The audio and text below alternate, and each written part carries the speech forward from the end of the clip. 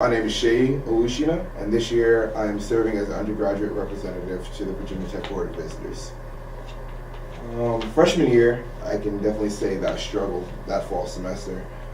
Coming to a predominantly white institute, not seeing a lot of people like myself, I struggled in the building I was in. I was in the honors building and probably one of the buildings with the least minorities. And I just didn't feel like I fit in, so grade struggled. I was just looking for my place and it just wasn't working. And then the next semester, spring of my freshman year, I actually had two RAs reach out to me and just have a conversation. Wanted to know who I was, what it was like growing up for me, where I'm from, and just all the small details of my life.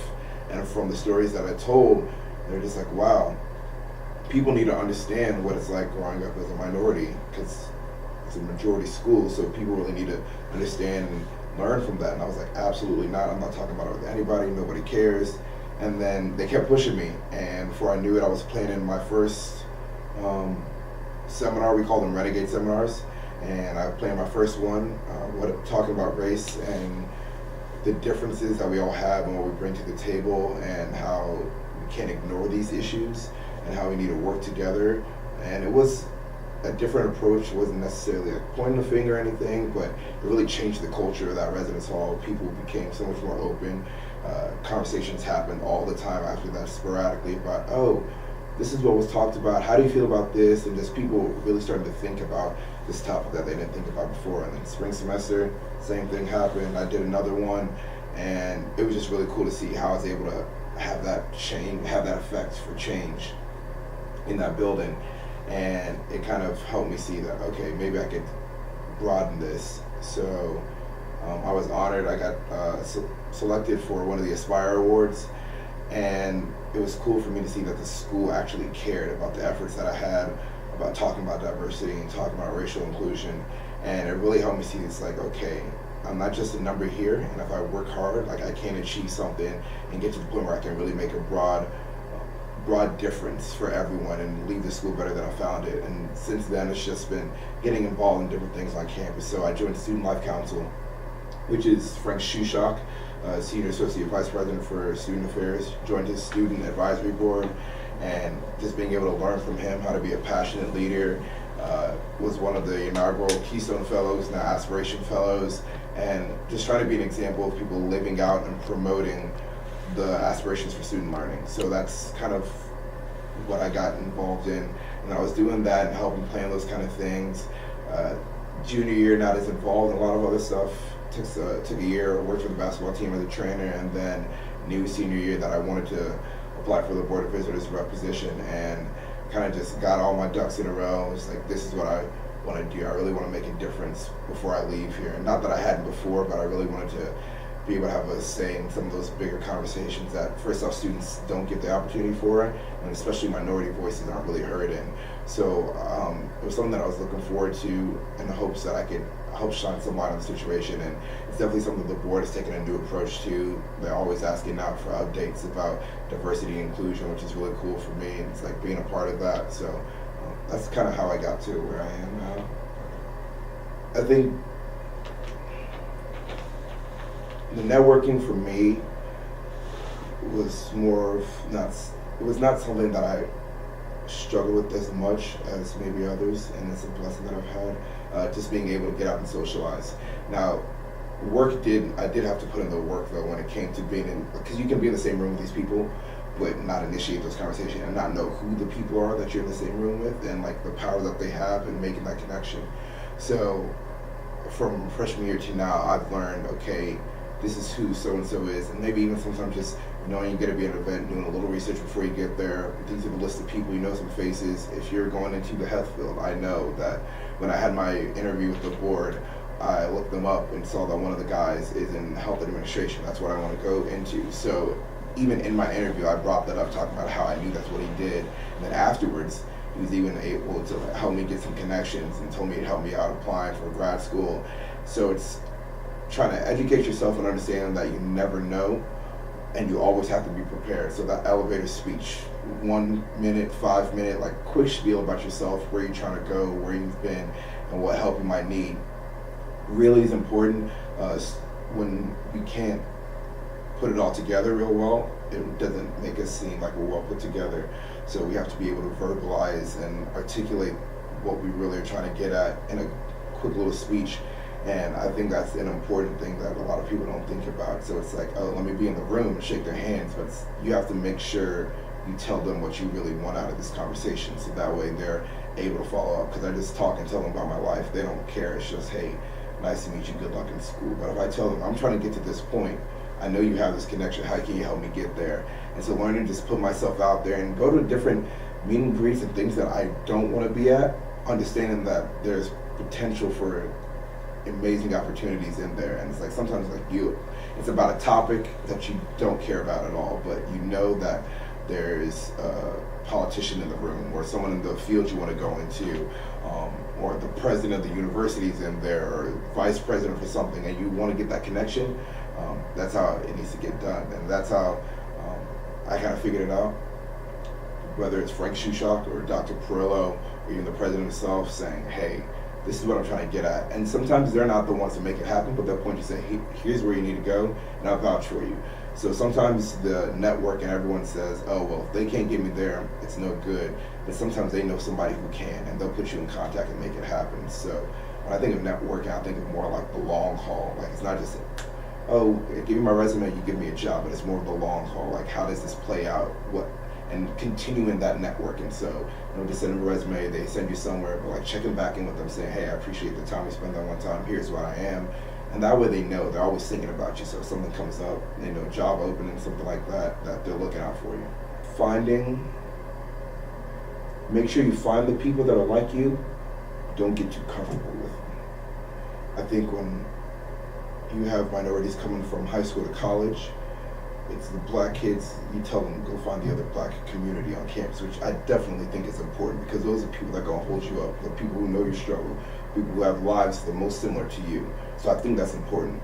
But from what I've seen, unfortunately, I think not even just in the black community, but so many of the minority communities, they get to tech and it's just, these are going to be my people for 4 years.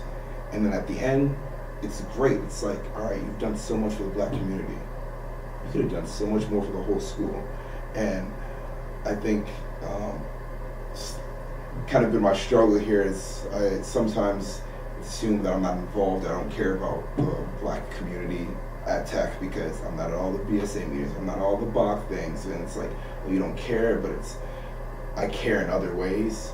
So I spent a semester doing all the work and updates on the Black Cultural Center. So everything in there, I completely changed in one semester. And that's me caring, because it's not just the black community, but we need to be able to portray ourselves to the outside community also.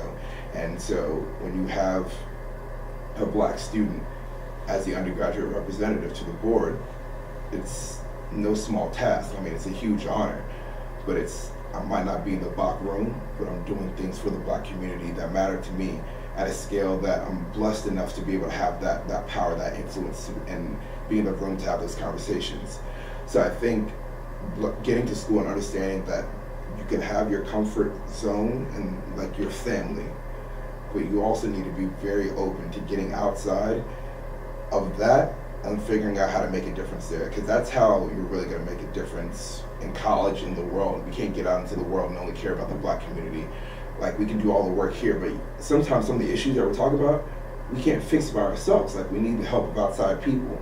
But if we only talk about it within ourselves, then we're never going to grow, we're never going to get any better, because when we get to them, it's just like, we're not dealing with y'all. Like, so we need to understand that as just minorities in general. Like, in college, in the country, just understanding that you have to be able to branch out and bring other people, extend that olive branch and bring other people into the conversation. That's the only way that things are going to get better for us. So I don't want it to seem like I'm not all for unity and family within different cultures. Like, I'm all for it. I'm Nigerian. My family at home is real tight, and like Nigerian circles are real tight knit. But I've also seen and grown to understand that other people have to see my culture to be able to appreciate it and to understand it. So if I only keep it to myself and I don't share it with anyone, it's like hiding the light under a bushel. It's not going to help anybody. So that's one piece of advice that I think is very helpful. It's learning to branch out. A piece of encouragement and some affirmation, I guess. Virginia Tech as a school, as a university, really does care about their minority students. And in the 4 years that I've been here, when I got here, it did not look like it at all. And then in the 4 years, it's not like we're their number one priority, but we have a president who really cares, and being able to sit in these board meetings and seeing that the board even cares to the point where they're demanding a report about this every single board meeting we have, and that the president is delivering every single board meeting that they have, bringing in Dr. Pratt Clark, who's doing an amazing job reaching out to students and really just trying to pull the university together while promoting the differences. I think a lot of people just want action. They want it all fixed right away. And there's so many different processes and policies and rules that you have to go through, and there's steps. And so the school isn't just going to become more diverse tomorrow. You got to get those students to apply. You got to make sure they're qualified. You got to make sure they can get here. When they get here, you have to have the support system to hold them up so they're not dropping out and leaving. But a lot of people don't see that, and they just want more numbers now. And I encourage people to be patient. Like, again, back to that long haul, that the end game. 2022, 2023, Virginia Tech's going to look very different. But it takes steps to get there. And they are putting in and working on policy to put those steps into place so that when we get there, we can come back and look at a very different, diverse Virginia Tech that doesn't look like the demographic of Southwest Virginia, but looks like one that we'd be more comfortable in. And I think people get frustrated with that, and I understand the frustration. And I've just come to learn that instead of bashing the university so much and pointing out the flaws, going to them and saying, how can we as students help? Because little things like talking to the kids from your high school, saying, hey, look, Virginia Tech's not an HBCU. It's going to be a PWI. But when you get there, there's room to grow. There's connections to be made. A great education. No one's ever going to argue that. A great education, if you put in the work, you can help make a big difference and even help change the culture more.